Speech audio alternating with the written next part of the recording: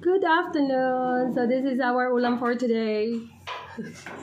Our ulam is ginisang repolyo po. Repolyo for lunch. Yan ay linagyan ko lang ng kamatis, sibuyas, hiniwa-hiwang maliliit na baboy.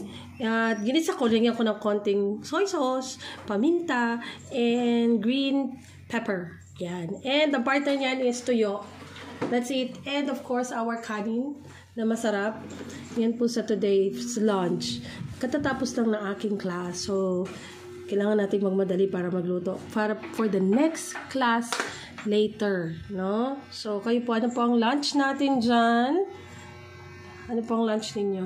Ako yan. Masarap kasi minsan nakakatmiss yung tuyo. Or talagang wala lang akong pambiling isda ngayon. Wala pambiling galunggong. Noong isang araw po yung galunggong napakamahal. Diyos ko Lord. Tilapia mahal. Whatever. Lahat mahal.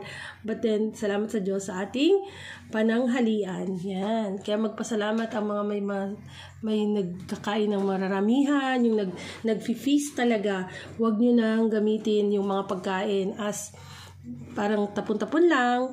So, just enjoy the food. Thank you.